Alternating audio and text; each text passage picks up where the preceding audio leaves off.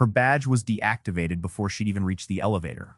Her name was already trending as corporate thief before security finished walking her to the lobby. And in exactly 6 hours, she would make one phone call that would turn Seoul's business district into a graveyard of reputations. Justice shouldn't need a mafia husband to work. But for Amara tonight, it did.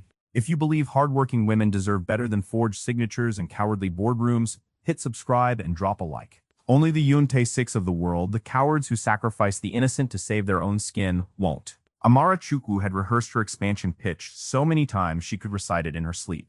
Slide 11 was her favorite.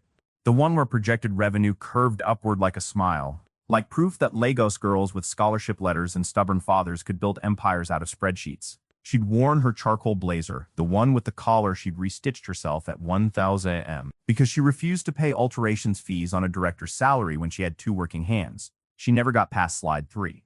The boardroom door opened without a knock, which in corporate Seoul is the equivalent of a gunshot. 2 security guards walked in like they were retrieving contraband instead of a human being. Behind them, HR Director Lim Sua held a folder she wouldn't make eye contact over. "Ms. Chukwu," Sua said, voice pitched for an audience, "we need you to come with us." "I'm mid-presentation," Amara said it like a woman who still believed logic could save her. She would remember later how naive that sentence sounded. The CEO, Yoon Tae-sik, a man who had personally recruited her, who'd once toasted her at a company dinner and called her the best decision this company ever made, wouldn't look up from the folder in his hands. When he finally spoke, his voice carried the practiced grief of a man reading someone else's script. $9 million, he said, routed through 4 dummy vendors. Your fingerprints are on every purchase order. The room went silent in that particular way rooms go silent when everyone has already decided you're guilty and is simply waiting to see if you'll cry or fight. Amara did neither. She asked calmly to see the documents. They showed her a signature that was hers and wasn't. Too clean, too certain, like a forgery drawn by someone who'd studied her handwriting the way art thieves study brushstrokes. "I didn't do this," she said. Nobody in that room believed her. Not because the evidence was good, though it was disturbingly good, but because belief is a luxury companies extend to people who look like they belong. Amara had spent 6 years proving she belonged, and it had taken these people 4 minutes to decide she never had. They walked her out through the main lobby, not the service exit. The main lobby, past the glass wall where every junior associate who'd once asked her for career advice now studied their phones like they contained the secrets of the universe. A photographer someone had called a photographer caught her face as the revolving door spat her onto the sidewalk. By the time she reached the corner, the photo was already captioned, "Sungmin Corp Director escorted out amid fraud scandal." She sat on a bench in the small park across from the building she'd helped build into a billion-dollar name, and she let herself do the one thing she'd promised herself she'd never do at work. She cried quietly, efficiently, like even her grief had deadlines. Her phone buzzed. A number she'd saved under a fake contact name, T-Guy, because her assistant had assumed as much and she'd never corrected her. Choi Do-yoon, her husband. The man she'd married in a ceremony so small and secret that even the efficient thought it was a rehearsal. She almost didn't answer. 2 years of marriage, and she had never once used him as a weapon. That had been the deal. The one she'd negotiated over noodles in a place with no cameras. Back when he'd finally admitted investor was a generous word for what he actually was. "I build my career with my own hands, or this doesn't work." He'd agreed. He'd kept his empire in a separate room of their life like a coat closet neither of them opened in front of guests. But her hands tonight had nothing left to build with. She answered. "Amara." His voice was low, already alert, already aware something was wrong before she'd said a word. The way men who run empires learn to hear catastrophe in a single syllable. She looked up at the building. Her building once. The lights were still on in the boardroom where they'd humiliated her. Executives probably still congratulating themselves on decisive action. "Buy the company," she whispered. And something in her chest cracked open. 2 years of careful separation collapsing in a single sentence. "Buy it, Do-yoon, and ruin everyone who did this to me." There was a silence on the line. Not hesitation, she'd learn later, but calculation. Then, "Send me everything. Every name in that room." He didn't ask if she was sure. He didn't ask if this crossed a line they'd drawn together in gentler days. He simply said, "I'll be there in 20 minutes, and hung up. And somewhere in Seoul a phone call was already being made that would end careers before sunrise. Amara wiped her face, stood up, and for the first time all day smiled. It wasn't relief. It was something closer to a warning. Do-yoon arrived without bodyguards, which unsettled Amara more than an army would have. He came through the park in a plain black coat, hands in his pockets, looking like any other tired businessman walking home. Except tired businessmen don't make three conglomerates worth of security directors reach for their phones the second they're spotted on a traffic camera. He didn't hug her first. He looked at her face, checked it the way a man checks a door for damage before checking what's behind it, and only then pulled her in. "Tell me everything," he said, from the first slide. She told him the forged signatures, the dummy vendors, the way Tae-sik wouldn't meet her eyes like guilt was contagious, and he didn't want to catch what he was giving her. Do-yeon listened without interrupting, which was somehow worse than if he'd raged. His stillness had a temperature to it, like the air right before Seoul's summer storms. 9 million, he repeated. That's an amateur's number. Big enough to end a career, small enough nobody at the top loses sleep reporting it to the board. He was already thinking 3 moves ahead, the way he always did, the way that used to comfort her when it was applied to hotel reservations and dinner plans, and now made her stomach tighten because she knew exactly what kind of chess this was. "I don't want blood," she said. "I want the truth. I want my name back." "Those aren't mutually exclusive," Do-yeon said, "but they're not the same thing either. Which do you want first?" She hadn't expected the question to cut that deep. Which do you want first? As if vengeance were a menu and she got to order in any sequence she liked. She thought of Sua's folder, of the photographer who'd been called ahead of time, of Tae-sik's rehearsed grief. "The truth," she said finally. "Get me the truth. You can have whatever's left." He almost smiled. Almost. "That's my wife," he said, and it sounded less like affection and more like a verdict. By morning, the truth had started moving on its own. Anonymous holding companies, 3 of them, registered in jurisdictions with names Amara had only seen in tax documentaries, began quietly acquiring Sungmin Corp stock. Not enough to trigger a single alarm. Enough cumulatively to make 3 separate compliance officers frown at their screens and decide it wasn't their problem yet. Auditors nobody at Sungmin had authorized began requesting 6 years of transaction records, citing routine oversight in language so bureaucratically boring that nobody thought to ask who'd sent them. Yoon Ta-sik, who had smiled for cameras less than 24 hours earlier while calling Amara a criminal, spent his morning fielding a call from a regulator whose name he didn't recognize, asking questions about a dummy vendor he definitely recognized. By lunch, his assistant told him 3 board members wanted an informal chat before the emergency session Friday. Informal chats in corporate Korea are where careers go to die politely. Amara watched all of this from the guest room of Do-yeon's penthouse, a room she'd stayed in exactly twice before, both times joking that it looked like nobody actually lived there, which she now realized was because nobody was supposed to know anyone did. She scrolled through the financial filings Do-yeon's people had already pulled, and something nagged at her, small and sharp, like a splinter she couldn't locate. The forged documents were good. Too good. Whoever built them hadn't just copied her signature. They'd replicated the exact formatting quirks of internal memos only a handful of people had access to. Someone inside Sungmin had helped. She thought of Ha-yoon immediately, then hated herself for thinking it. Ha-yoon, who trained beside her for years, who'd cried real tears. She was sure they were real, at the small disguised dinner that had passed as Amara's wedding celebration. Ha-yoon, who'd texted her that morning, "I'm so sorry. I don't believe any of it. Call me when you can." "Do-yeon," she said, staring at the formatting quirks like they might rearrange themselves into an innocent explanation. "I think someone I trusted did this." He looked up from his own screen, and for the first time since he'd arrived, something in his composure shifted.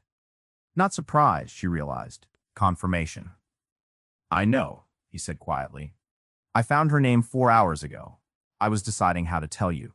There is a particular kind of grief reserved for betrayal by people who know exactly how you take your coffee." Amara had expected to feel rage when Do-yeon said Ha-yoon's name.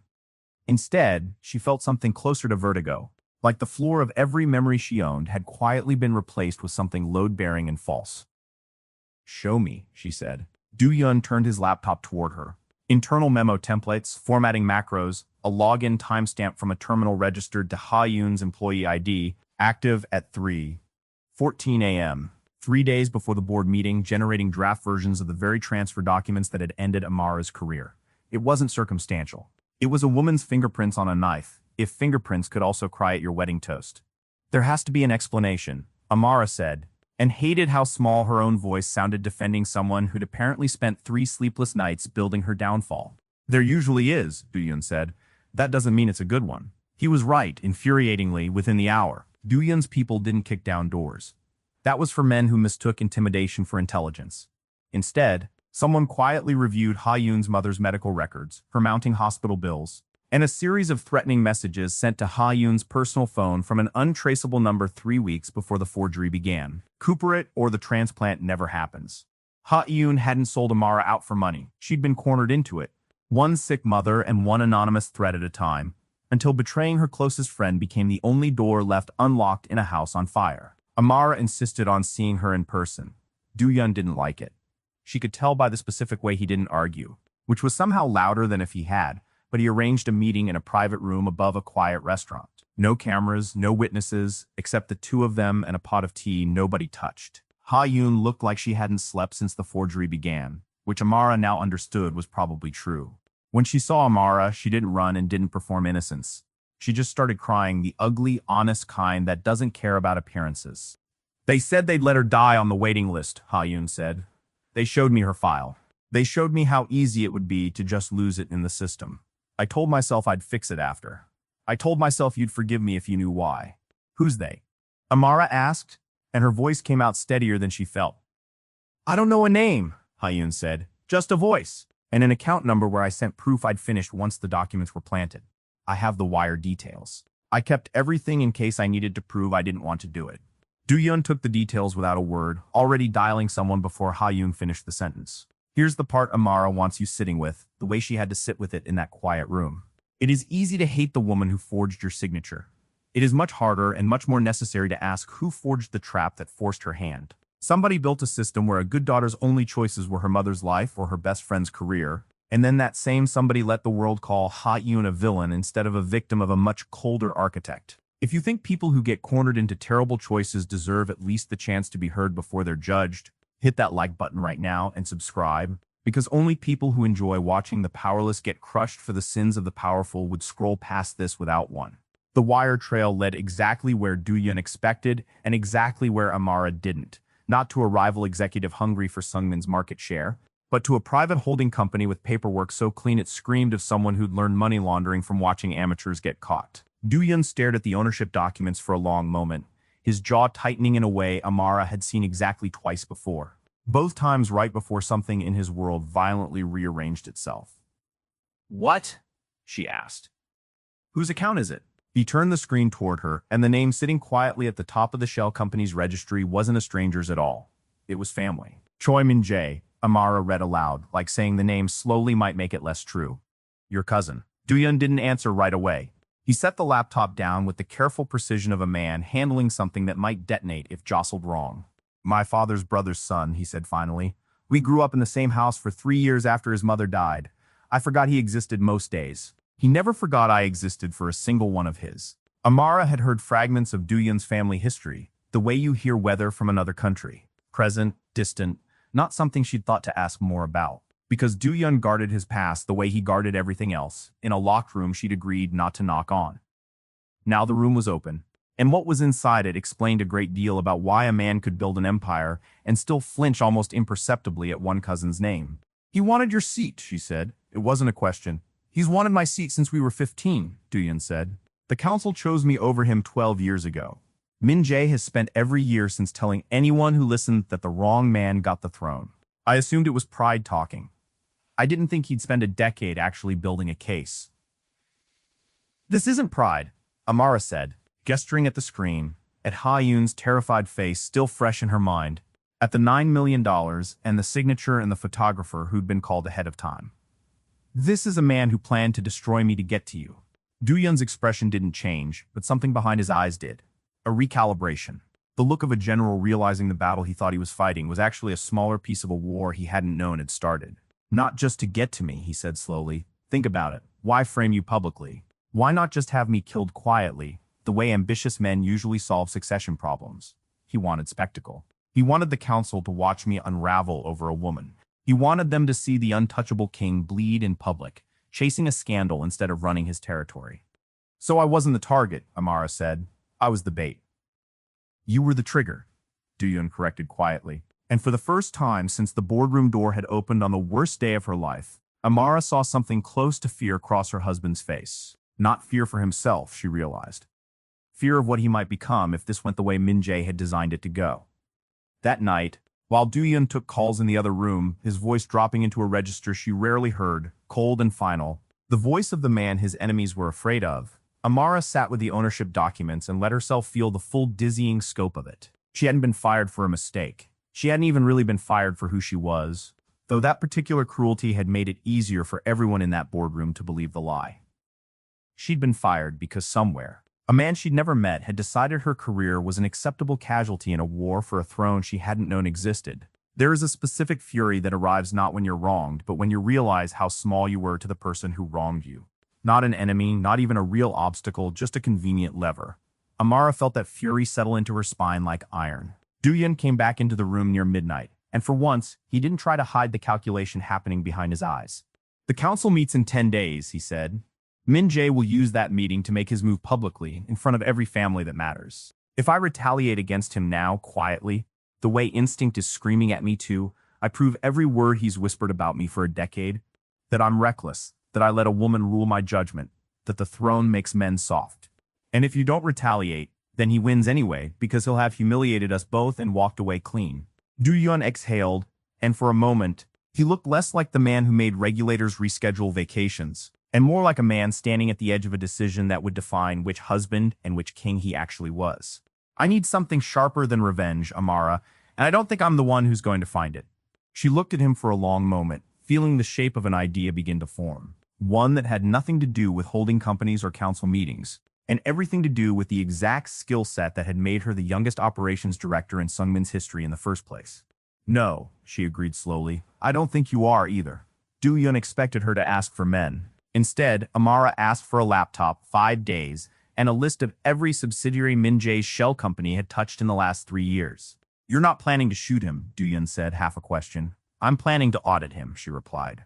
And something in the set of her jaw told him this was not a lesser threat. Here was the truth Duyun had never fully appreciated, even after 2 years of marriage. He had married a woman who dismantled billion-dollar supply chain inefficiencies for breakfast, who read compliance filings the way other people read novels, who had clawed her way to the top of a hostile industry using nothing but precision and an unwillingness to be underestimated twice. He had an empire built on fear. She had a mind built on receipts. He was beginning to suspect hers was the more dangerous weapon. She set up in the penthouse's unused study, surrounded by printed shell company registries, wire transfer histories, and the detail that made Duyun go very still when he saw it. The shelved files from the failed drone routing project she'd buried at Sungmin 2 years earlier. The project nobody at the company had cared about. The project, it turned out, that a rival conglomerate wanted badly enough to destroy a woman's entire life just to get someone desperate enough to hand it over. "It's not about me," Amara said, connecting threads on a whiteboard with the calm intensity of a woman finally standing on ground she understood.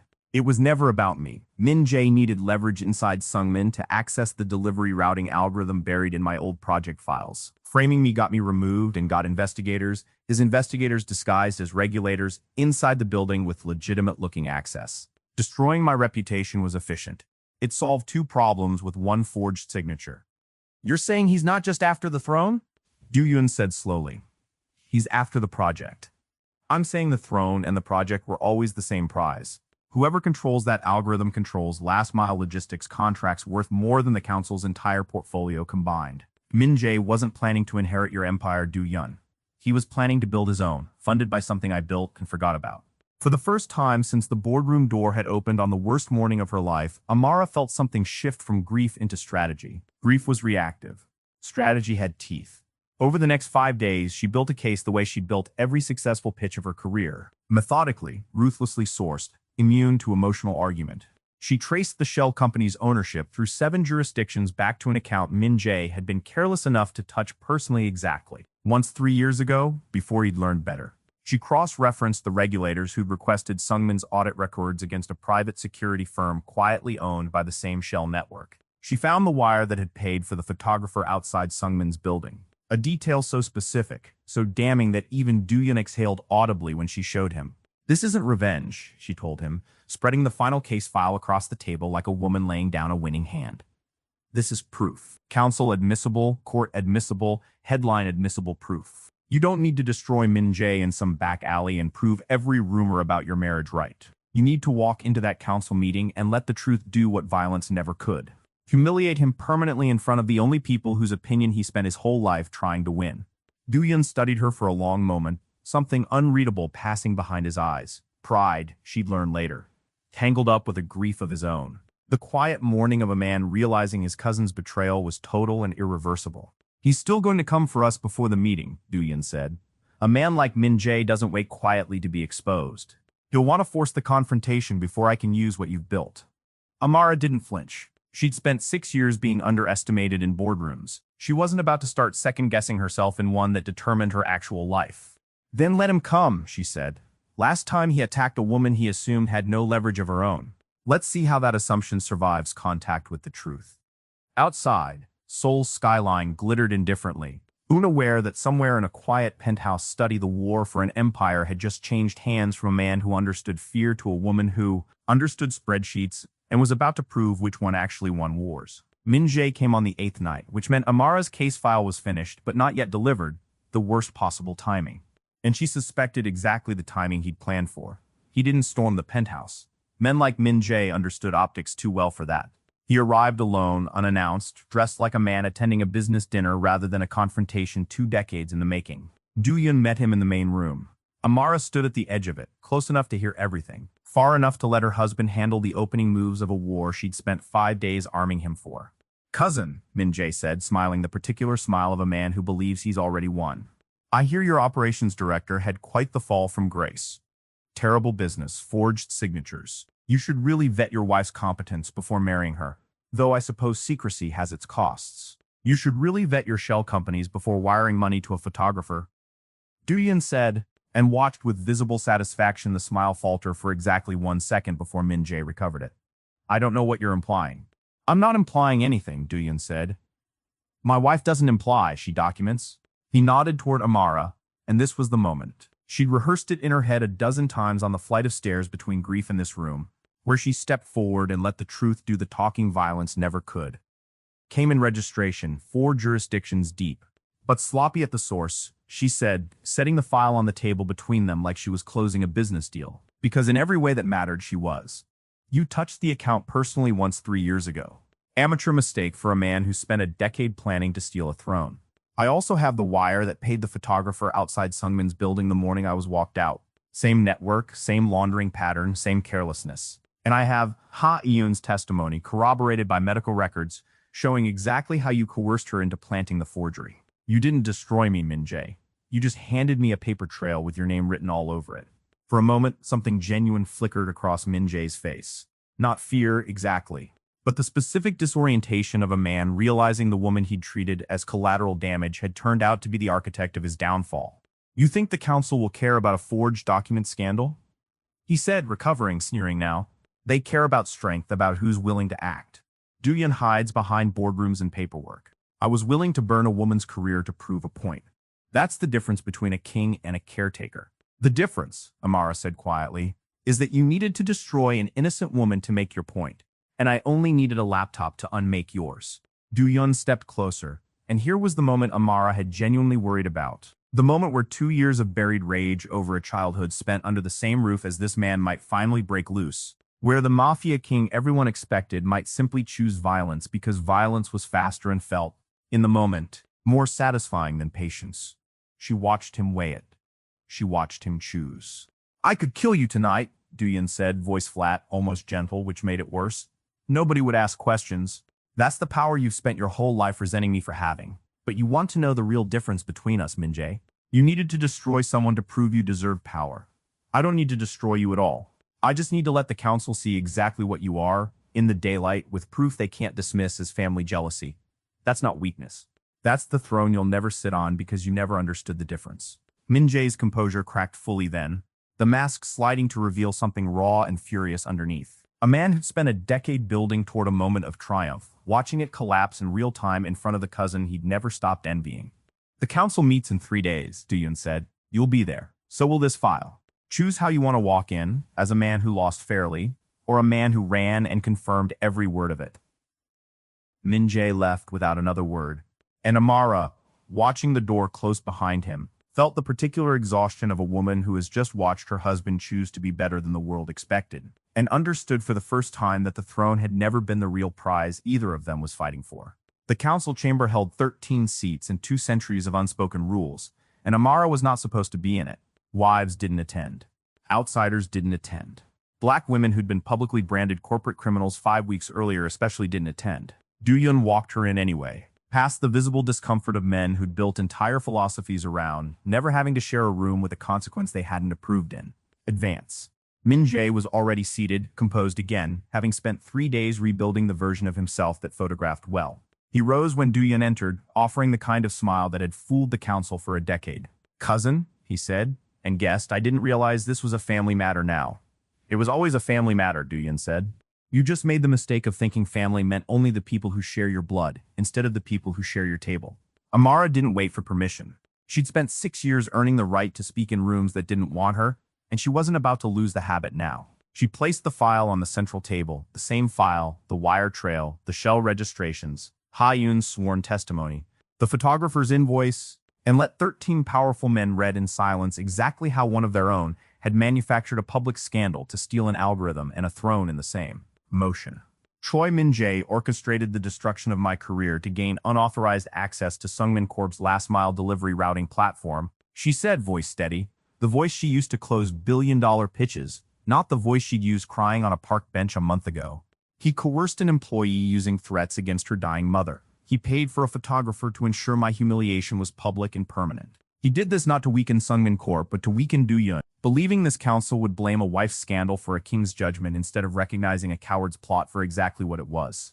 The chairman, an old man named Baek, who had outlived 3 rivals and buried his own ambitions decades ago, studied the documents for a long, silent minute.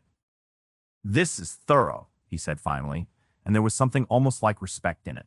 More thorough than anything this council has produced internally in years.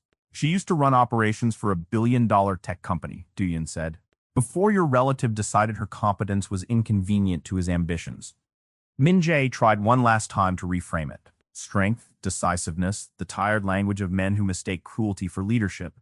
But the room had already turned. 13 men who valued power above almost everything did not, it turned out, value being made fools of by amateur laundering mistakes. By the time the vote came, it wasn't close. Min Jae was stripped of standing, assets frozen pending formal review, exiled from a council he'd spent a lifetime trying to inherit.